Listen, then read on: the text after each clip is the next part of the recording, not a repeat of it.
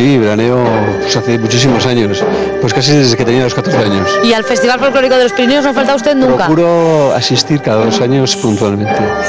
Porque ha sido usted también parte de la danza importante, ¿verdad? ¿Perdón? Que ha sido usted también danzarín. Sí, participo en un grupo folclore en el País Vasco durante mi juventud. Y entonces él es medio entendido también. Bueno, es algo que sí, que me tira muchísimo, sí. Bueno, pues como él, mucha gente viene cada año siempre visitando en estas fechas jacas, sabiendo pues que es el Festival Folclórico de los Pirineos, con lo que se van a encontrar, y para la clausura se reúnen en esta ciudad 50.000 personas, el próximo domingo será.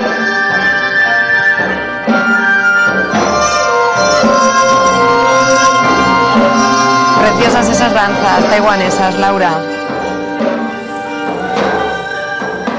Ya lo saben, hasta el próximo domingo no dejen de visitar ese fantástico festival. Otra cita queremos recordarles ahora. Del 4 al 7 de agosto, el Festival Vino Somontano 2011 ofrece la posibilidad de visitar las bodegas de su denominación de origen y descubrir el mundo del vino a través de diferentes cursos de cata. Además, los que quieran disfrutar del festival sin tener que conducir podrán viajar a Somontano a través del bus Ruta Vino Somontano, que saldrá de Zaragoza y también desde Huesca. Recuerden, del 4 al 7 de agosto en Barbastro, Festival Vino Somontano 2011.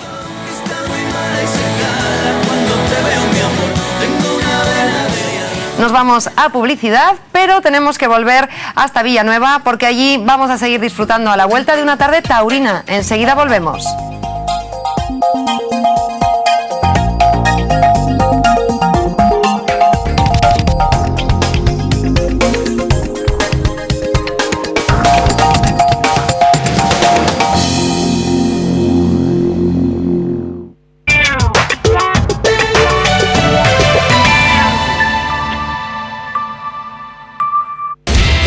Todo lo que esperas de unas fiestas